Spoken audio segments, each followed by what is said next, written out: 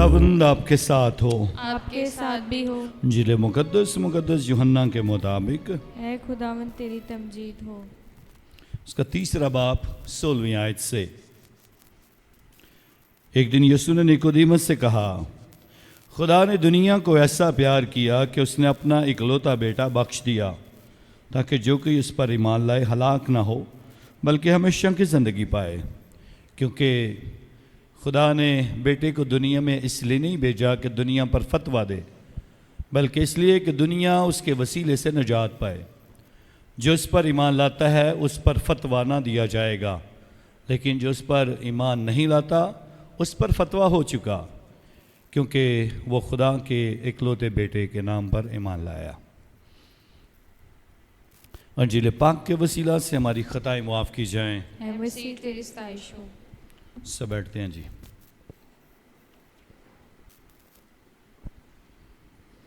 माजरत के साथ मेरी आवाज़ आज इतनी अच्छी नहीं है, लेकिन आप सबको पाक तसलीस की ईद बहुत बहुत मुबारक हो।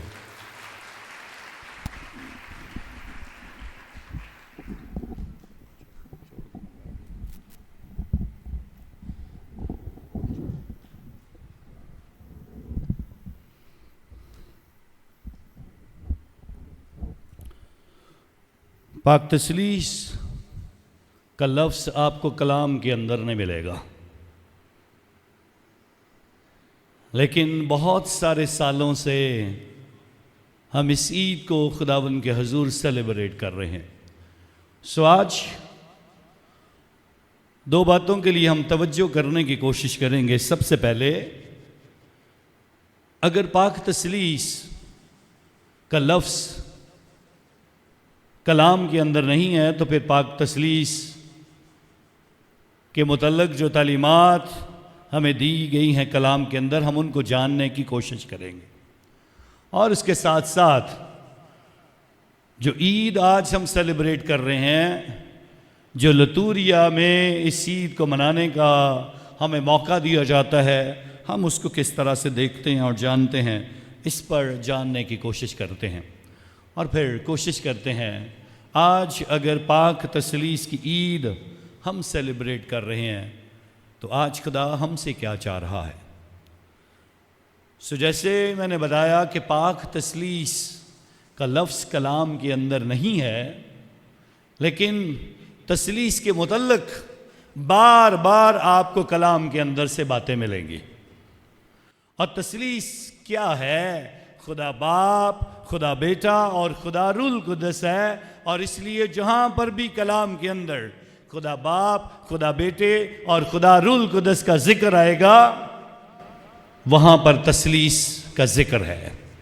और इसलिए अगर हम दुनिया के शुरू से ही देखना शुरू करें तो फिर हमें इस बात का यकीन हो जाएगा कि किस तरह पाक तसलीस खुदा के साथ एक खुदा की उस गवाही देने के लिए आज हमारी रहनुमाई करते हैं।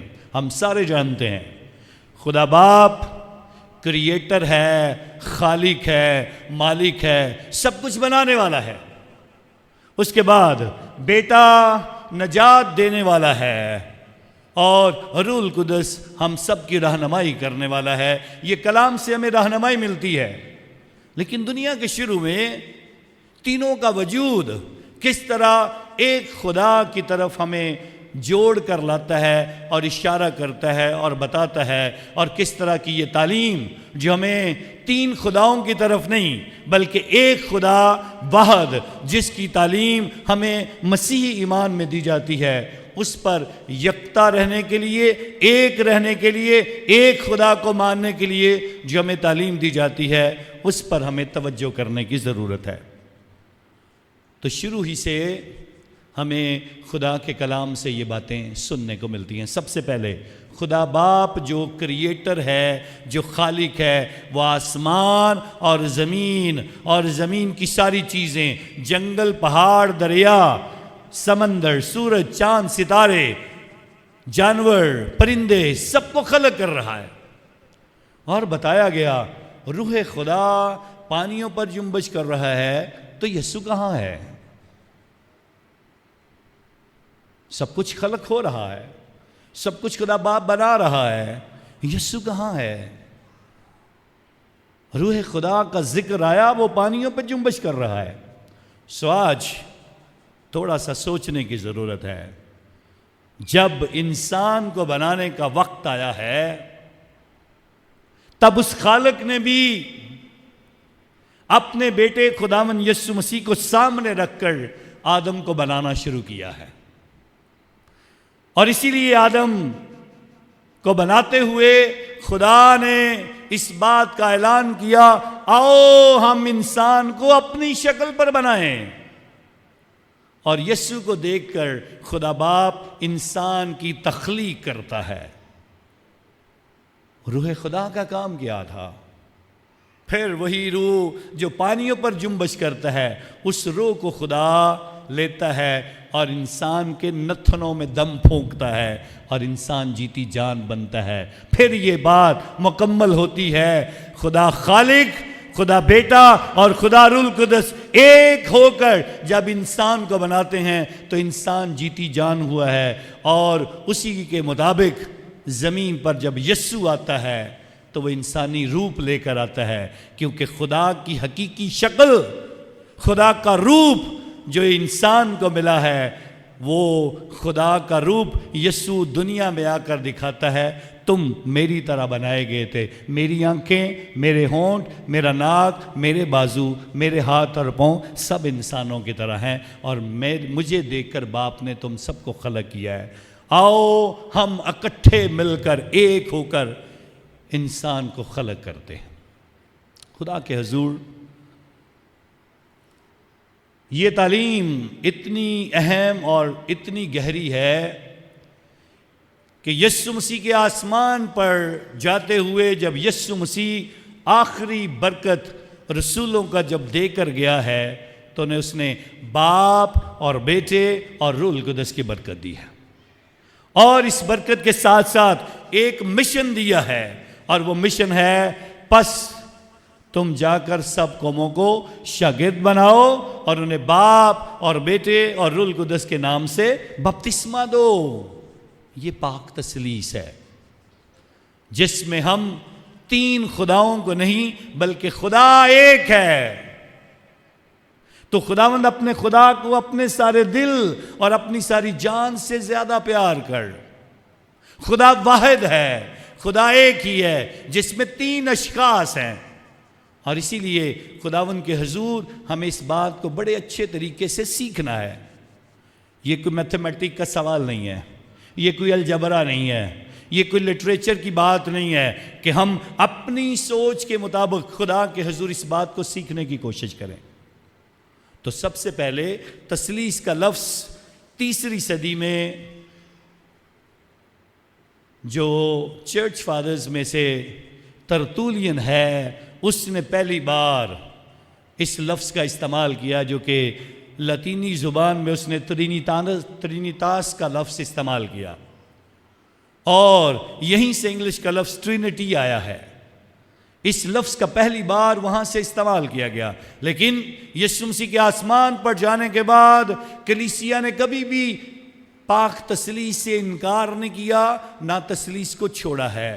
ہر دعا کا آغاز صلیب کے نشان پر باپ اور بیٹے اور روح القدس کے نام سے، ہر دعا کا اختتام جلال باپ اور بیٹے اور روح القدس کے نام سے، ہر دعا اور ہر اچھے کام کا آغاز باپ اور بیٹے اور روح القدس کے نام سے کیا گیا، تاکہ تثلیث کو چھوڑا نہیں ہے۔ لیکن تثلیث کا لفظ جو پہلی بار خدا باپ، خدا بیٹے اور خدا روح القدس کے ان تینوں اشخاص کے ایک ہونے کا اعلان کرتا ہے، وہ پاک تثلیث کا لفظ ہے۔ اور اسی کے لیے جب ہم کلیسیا میں بہت ساری جب عام دعائیں پڑھتے ہیں، سو ایمان کی خاص سچائیوں میں سے پہلی سچائی یہی ہے، پہلے خدا ایک خدا ہے، اور اس کے بعد اور اس میں 3 شخص ہیں، خدا باپ، خدا بیٹا اور خدا روح القدس۔ پھر خداوند یسوع مسیح جو ہمیں بچانے کے لیے جس طرح وہ مرا ہے، جس طرح اس نے قربانی دی، اس کا ذکر کیا جاتا ہے۔ اور پھر چوتھی بات جو کی جاتی ہے، جو اس پر ایمان نہیں لائے گا، جو اس پر ایمان نہیں لائے گا وہ آگ میں ڈالا جائے گا، وہ دوزخ میں ڈالا جائے گا۔ ہمیں اس پہ توجہ کرنے کی ضرورت ہے۔ خدا کے حضور پاک تثلیث کا انکار کرنے والوں کے ساتھ کیا ہوگا؟ ایمان کی خاص سچائیوں میں چوتھی سچائی اس کا ذکر کر دیتی ہے۔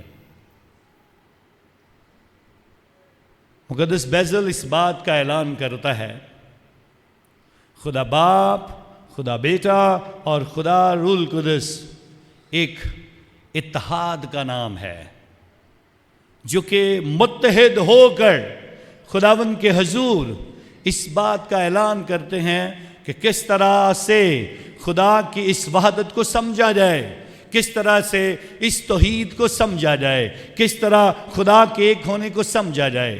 اور اسی طرح سے مقدس گریگری اس بات کا اعلان کرتا ہے جب وہ کہتا ہے، میں اشخاص پر غور کرنے کی کوشش کرتا ہوں، خدا باپ، خدا بیٹے اور خدا روح القدس پر غور کرنے کی کوشش کرتا ہوں، تو مجھے پتہ چلتا ہے کہ خدا ایک ہے۔ اور جب میں ایک خدا پر غور کرنے کی کوشش کرتا ہوں، پھر مجھے پتہ چلتا ہے خدا باپ، خدا بیٹا اور خدا روح القدس ہے۔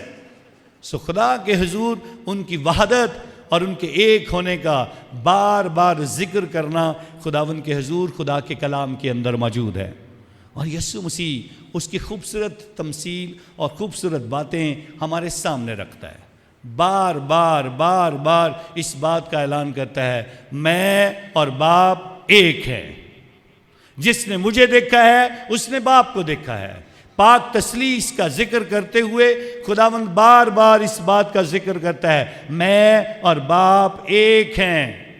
اور یہی وحدت خداوند خدا کے حضور ہمارے مسیح ایمان کی پہچان ہے، یہی سچائی ہے، یہی ہماری شناخت ہے، یہی خدا کی محبت ہے جو ہمیں اس پاک تثلیث کے اندر ملتی ہے، جس کا پرچار خدا کے کلام میں بار بار کیا جاتا ہے، ذکر آتا ہے، تاکہ ہم ایمان کے ساتھ ان باتوں پر توجہ کریں۔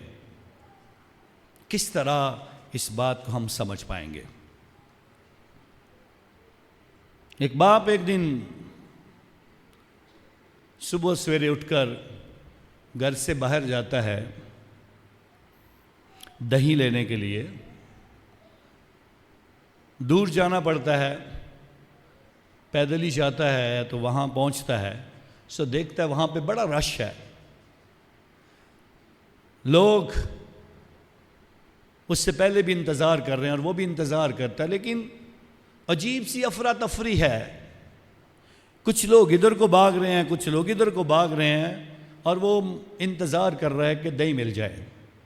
دہی لینے کے بعد جب وہ اپنے گھر کی طرف جا رہا ہے تو دیکھتا ہے اس کے گھر کے باہر بڑا ہجوم لگا ہوا ہے اور اس کے گھر کو آگ لگی ہوئی ہے، اور لوگ کہہ رہے ہیں کوئی نہ کوئی فائر بریگیڈ کو فون کرے، اور کسی نے کہا ہم نے کر دیا ہے۔ اس کے گھر والے بھی اس کو کہتے ہیں ہمارے گھر کو آگ لگ گئی ہے، اچانک سے ہی شاید سلنڈر پھٹا ہے، کیا ہوا ہے؟ اچانک سے اندر سے ایک آواز آتی ہے،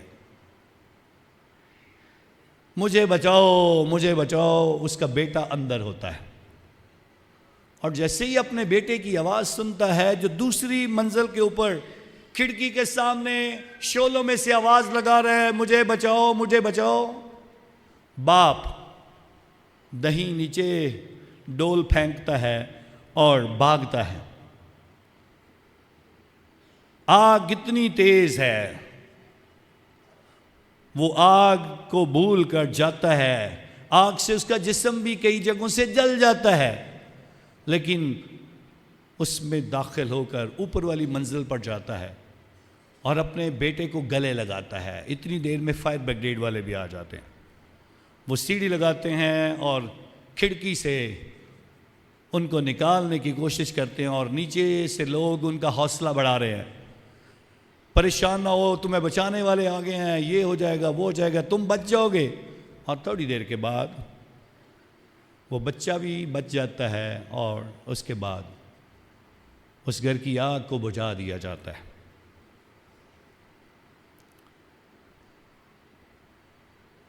زمین پر رہتے ہوئے ہم انسان بھی شاید اسی قسم کی اذیت میں، دکھ، تکلیف اور گناہوں میں دسے پڑے ہوئے تھے، اور کوئی ہماری آواز نہیں سن رہا تھا، کوئی ہمارے دکھ کو نہیں دیکھ رہا تھا،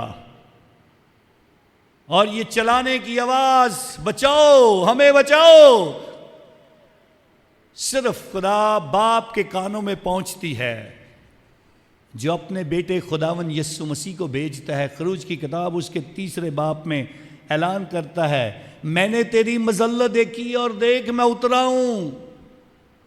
اور یسوع مسیح کو بھیجا جاتا ہے تاکہ وہ زمین پر انسانوں کو بچانے کے لیے اس دلدل میں جائے، اس گناہگار لوگوں کے پاس پہنچے اور ان کی مصیبتوں کا وہ حصہ بنے۔ اسی لیے وہ دکھ سہتا ہے، مار بھی کھاتا ہے، کوڑے بھی کھاتا ہے، ہاتھ پاؤں میں کیل بھی لگواتا ہے، وہ صلیب پر مصلوب بھی ہوتا ہے ہمیں بچانے کے لیے، اس باپ کی طرح جو آگ سے خود جل جاتا ہے لیکن اپنے بیٹے کو بچانا چاہتا ہے۔ اور کئیوں نے کہا باپ نے بے وقوفی کی ہے، آگ میں جل گیا، اتنی بڑی آگ تھی، خود بھی زخمی ہو گیا ہے۔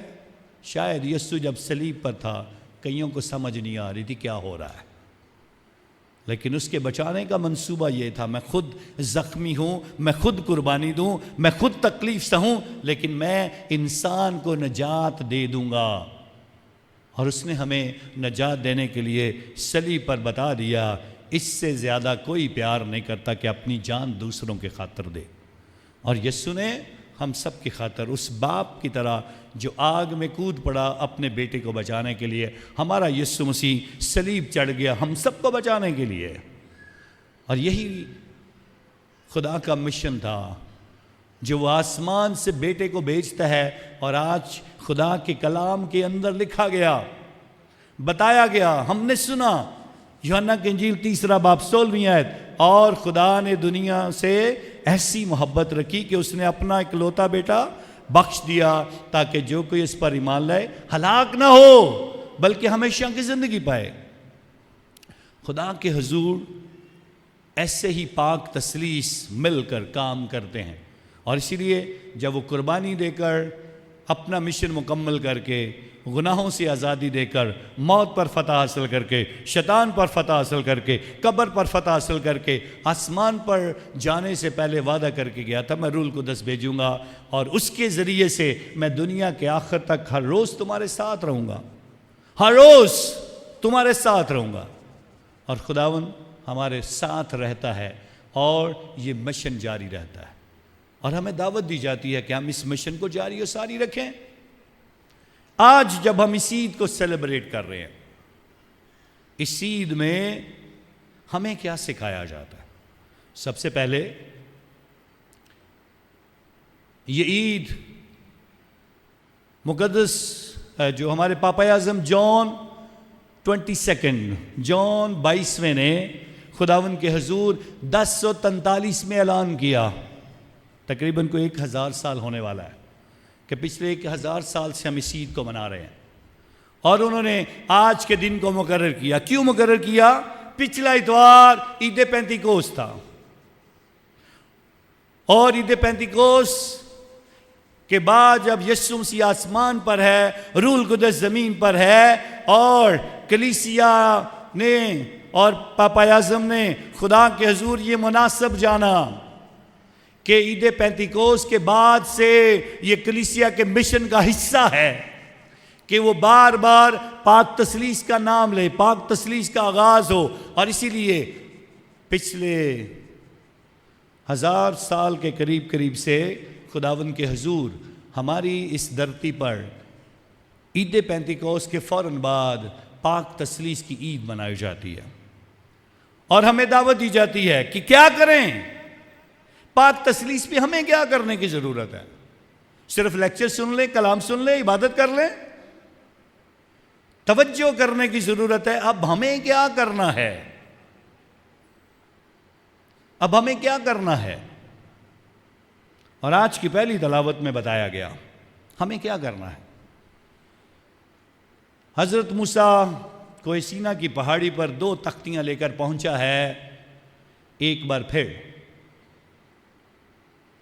ڈرا ہوا ہے، خدا غصے میں ہوگا، پہلی لوگ تختیاں میں نے توڑ دی ہیں، پہلی جو 10 حکم دیے تھے میں نے ان کو پھینک دیا اور توڑ دیا بت پرستی کرنے والوں کے اوپر. اب خدا غصے میں ہوگا. خدا غیور ہے. خدا بہت غصے میں ہوگا. کیا ہوگا؟ اور وہاں جا کر بالکل ماحول ہی بدلا ہوا ہے. اس ماحول میں کیا لکھا ہے؟ تھوڑا سا پڑھتا ہوں آپ کے لیے آج کی پہلی تلاوت. تب خداوند بادل میں سے نیچے اترا تو موسیٰ اس کے پاس وہاں کھڑا ہوا اور اس نے نام سے پکارا خداوند، اور خداوند اس کے آگے سے گزرا. اور خداوند نے پکارا. کیا پکارا ہے؟ خداوند خدائے رحیم و مہربان. خدا غصے والا نہیں، خدا رحم کرنے والا ہے، خدا مہربانی کرنے والا ہے، خدا بڑے تحمل والا، بڑے تحمل والا اور بڑی رحمتوں والا اور وفاداری والا. یہ ساری چیزیں ہمارے درمیان نہیں ہیں. ہم رحم نہیں کرتے ہیں، ہم وفادار نہیں ہیں، ہم دوسروں پہ رحمت نہیں کرتے ہیں، ہم وفادار بھی نہیں ہیں، ہم میں تحمل نہیں ہے، ہم مہربانی نہیں کرتے ہیں. اور خدا کے اندر یہ ساری خوبیاں سن کر سب سے پہلا کام جو موسیٰ نے کیا ہے، اس نے اس کو سجدہ کیا.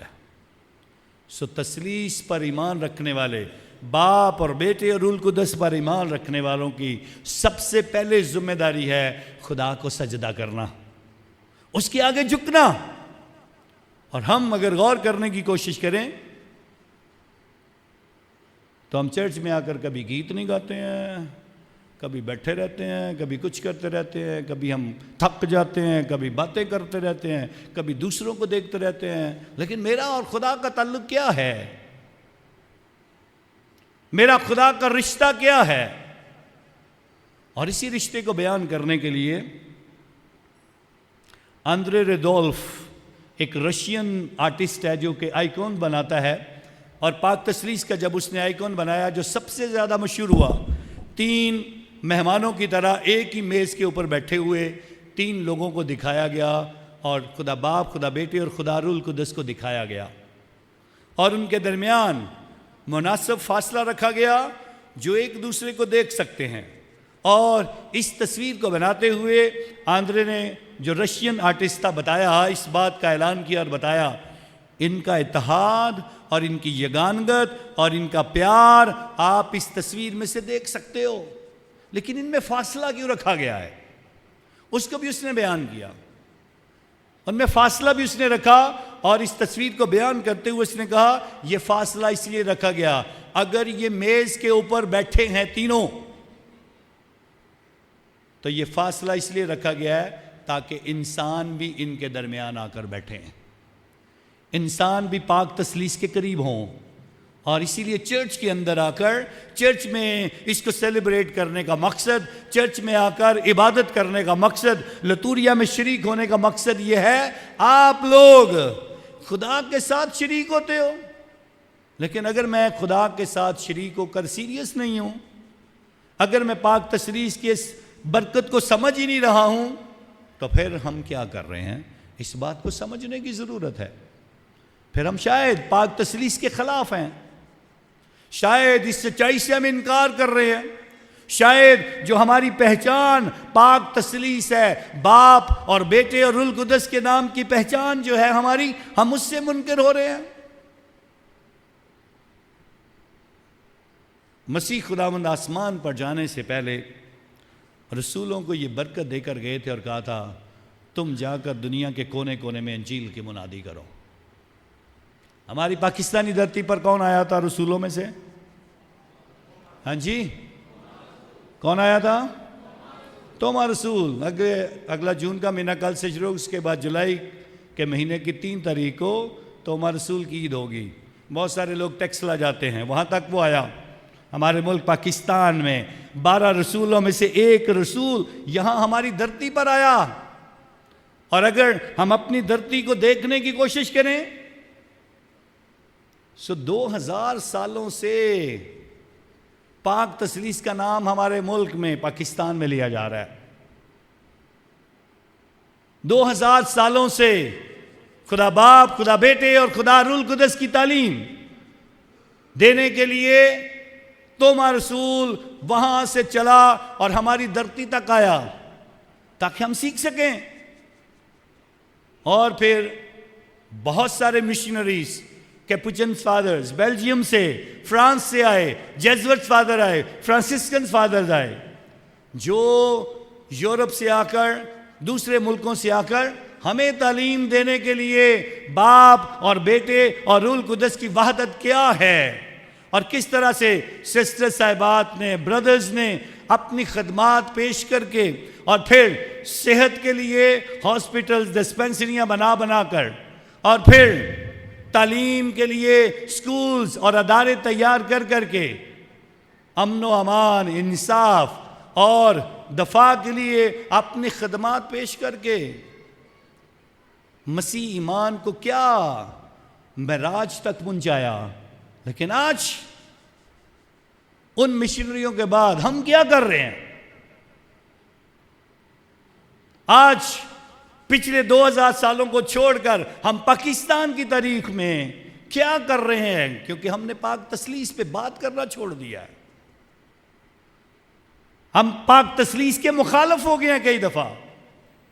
کیا ہے پاک تثلیث؟ لوگ بولتے ہیں صلیب کا نشان نہ کرو. ہم ویڈیوز میں کیا بنا کر پیش کر رہے ہیں؟ وہ مسیح گواہیاں دے رہے ہیں. ہم ایک دوسرے کے خلاف کیچڑ، ایک دوسرے کے خلاف باتیں، ایمان کے خلاف باتیں، کبھی کسی کی شخصیت کو لے کر. پاک تثلیث یہ گواہیاں چاہتا تھا. اسی لیے ہماری کوئی پہچان نہیں رہی ہے، اس لیے ہماری کوئی شناخت نہیں رہی ہے، اس لیے مسیحیت کی سچائی لوگوں کے سامنے نہیں رہی ہے. خدا کے حضور ہمیں پاک تثلیث کو اپنے ساتھ رکھنا ہے. اور یسوع نے تو یہی کہا تھا، بس تمہارے کاموں سے لوگ جانیں کہ تم میرے شاگرد ہو. کیا پہچان، کیا تثلیث، کیا ایمان ہم دکھا رہے ہیں؟ اس پہ سوچنے کی ضرورت ہے. کہاں سے 1981 میں اس مسلم ملک میں، پاکستان میں، 1981 میں مقدس جان پال دوم نے پاکستان میں آنا پسند کیا تاکہ بتایا جائے پاک تثلیث یہ ہے، مسیح گواہی یہ ہے، اور اس دنیا میں آ کر بتایا. لیکن ہم کیا کر رہے ہیں؟ ہم نہیں کچھ کر رہے. پچھلے دنوں میں ایک صرف چھوٹی سی، آج ہمارے پاس کوئی مسیح لیڈر نہیں ہے سیاسی طور پر. سب اپنے آپ کو لیڈر کہتے ہیں لیکن کوئی اپنے آپ کو تیار ہی نہیں کرتا، نہ علم کے لحاظ سے، نہ ایمان کے لحاظ سے، نہ دنیاوی لحاظ سے اپنے آپ کو تیار کرتے ہیں. بس ایک دوسرے کی ٹانگیں کھینچو، ایک دوسرے کو نیچے گراؤ، ایک دوسرے کے ساتھ. اور اسی لیے ہم مسیح کبھی متحد نہیں ہوئے ہیں، کیونکہ ہم نے پاک تثلیث کے اتحاد کو نہیں سمجھا ہے. کبھی بھی کسی بھی بستی میں آپ اکٹھے مسیح کہیں کہ ہم اس بات پہ متفق نہیں ہوں گے. کبھی بھی ہم کسی کاز کے لیے اکٹھے نہیں ہوں گے، چاہے کوئی مر جائے، چاہے کسی پہ ظلم ہو جائے. ہم صرف یہ سوچیں گے مجھے اس میں کیا فائدہ ہے. خدا نے اپنے بیٹے کو بھیجا تھا تاکہ ہم سب کو بچائے جس حالت میں ہم پڑے ہیں. لیکن ہم آج خود شاید جو پاک تثلیث کا انکار کر رہا ہے وہ جی نہیں رہا، اپنے آپ کو مار رہا ہے، اپنے آپ کو تباہ اور برباد کر رہا ہے. خدا کے حضور بہت ساری چیزیں ہیں جن میں ہمیں تثلیث کو پیچھے کرنے والے ہمیں اس بات پر توجہ کرنی ہوگی. بڑی آسانی کے ساتھ کہہ دیتے ہیں ہم تو اس تثلیث کو کیسے سمجھیں گے، لوگ ہمیں باتیں کریں گے. ضرور کریں گے، کیونکہ آپ اپنے ایمان کو سمجھنا نہیں چاہتے ہو، آپ خدا کو ٹائم نہیں دینا چاہتے ہو. سب سے بڑے دماغ والے دو اشخاص مقدس تھامس ایکوائنس اور مقدس اگستین، بڑی کوشش کی سمجھنے کی، نہیں سمجھ پائے. لیکن اس کا یہ مطلب ہرگز نہیں ہے کہ انہوں نے اس کا انکار کیا، انہوں نے اس کو چھوڑ دیا. بلکہ انہوں نے خدا کے کہا یہ خدا کا تحفہ ہے جو انسانوں کو ملا ہے اور ہمیں اس کو سنبھال کے رکھنا ہے۔ ضرور بہت ساری کہانیاں ہیں، اس کی کہانی کئی بار میں نے سنائی اور کئی بار آپ نے پڑھی بھی ہوگی کہ جب مقدس اگستین کو سمجھ نہیں آ رہی تھی خدا کیسے تین اور ایک ہے اور کس طرح اتنا بڑا خدا اور کس طرح وہ ایک ہو جاتا ہے، سمجھ نہیں آتی ہے، اور اس کو سکھانے کے لیے خدا نے پھر اسے سمندر کنارے بھیجا، اور سمندر کنارے بھیجا، وہاں ایک بچہ بالٹی سے پانی نکال کے سمندر کے کنارے ایک سوراخ بنا کر اس میں ڈالتا تھا، گم ہو جاتا تھا، ختم ہو جاتا تھا پانی، پھر لاتا، پھر اس میں ڈالتا، غائب ہو جاتا پانی، پھر لاتا، پھر وہ بار بار یہ عمل کر رہا تھا۔ اور مقدس اگستین اس کے پاس پہنچتا ہے، کہتا ہے کیا کر رہا ہے؟ کہہ رہا ہے میں سمندر کا پانی اس سوراخ میں ڈال رہا ہوں۔ کیوں ڈال رہا ہے؟ میرا دل کرتا ہے میں سارا سمندر اس سوراخ میں ڈال دوں۔ تو چھوٹا بچہ کہتا ہے، پہلے مقدس اگستین کہتا ہے یہ سوراخ بہت چھوٹا ہے، اتنا بڑا سمندر اس میں نہیں آئے گا، یہ چھوٹا سا تیرا سوراخ ہے، یہاں پہ بالٹیاں بھر بھر کے تو پانی ڈال رہا ہے، سارا سمندر اس میں نہیں سما سکتا۔ تو پھر وہ بچہ کہتا ہے مقدس اگستین تیرا دماغ بھی اتنا چھوٹا سا ہے، اتنا بڑا خدا قادر مطلق تیرے دماغ میں کیسے سما سکتا ہے؟ سو تمہیں سیکھنا ہوگا۔ ہر بار جب بھی پاک تثلیث کی بات ہوتی ہے تو ہم سمجھتے ہیں شاید ہمیں کچھ سمجھ نہیں آئے گا۔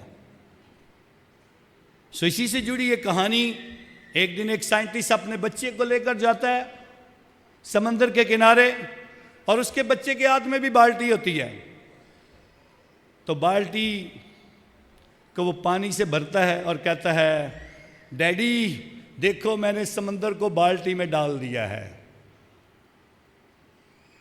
تو کہتا ہے نہیں، تو سمندر کو بالٹی میں نہیں ڈال سکتا، یہ سمندر کا تھوڑا سا حصہ ہے جو تو نے بالٹی میں ڈالا ہے۔ سو بتانے کا مقصد یہی ہے پاک تثلیث اتنی بڑی ہے، جتنا ہمارا پاس ڈول ہوگا، جتنا برتن ہمارا ہوگا، جتنا ہمارا دماغ ہوگا، ہم اس کو بھی استعمال نہیں کرتے، ہم اس میں بھی خدا کو آنے کا موقع نہیں دے رہے، ہم اس میں بھی خدا کی حقیقت کو جاننے کی کوشش نہیں کر رہے ہیں۔ اس حقیقت کو اپنی زندگی کا حصہ بنائیں۔ خدا کتنا بڑا ہے، خدا کتنا بڑا ہے، یہ جاننے کے لیے ایک دن بچہ اپنی ماں سے سوال کرتا ہے خدا کتنا بڑا ہے؟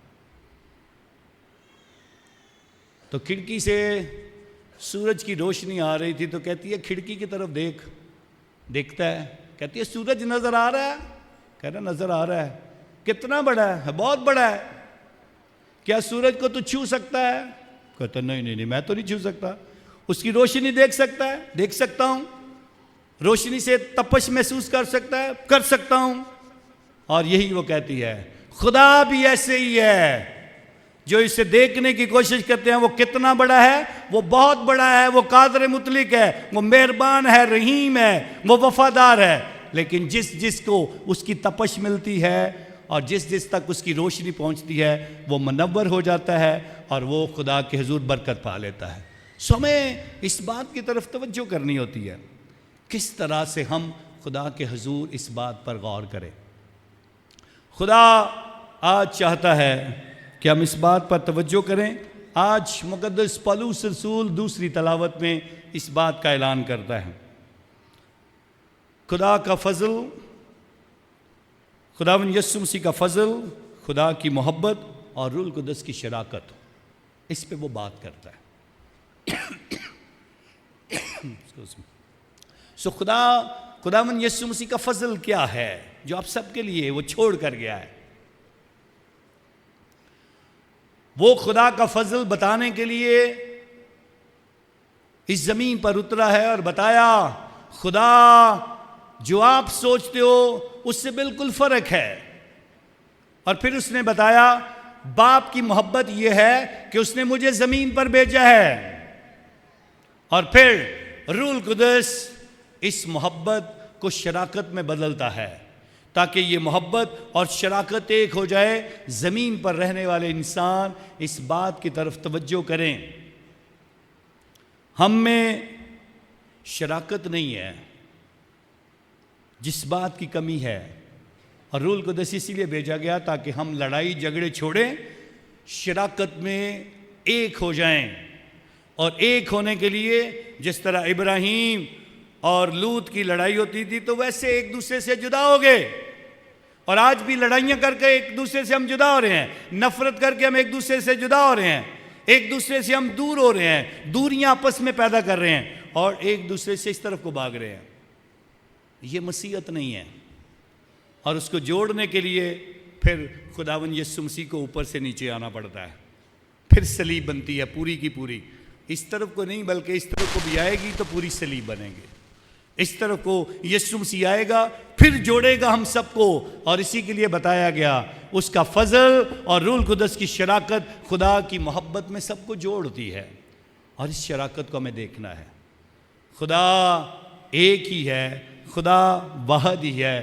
اس خدا پر ہم ایمان رکھتے ہیں اور وہی خدا ہمارے درمیان آتا ہے تاکہ ہمیں سکھائے. اور اس کا مشن اس کے بیٹے کے ذریعے اور پاک روح القدس کے ذریعے سے جاری و ساری رہتا ہے. اور ہمیں اس بات کی تعلیم دی جاتی ہے ہم اس مشن کو جاری و ساری رکھیں.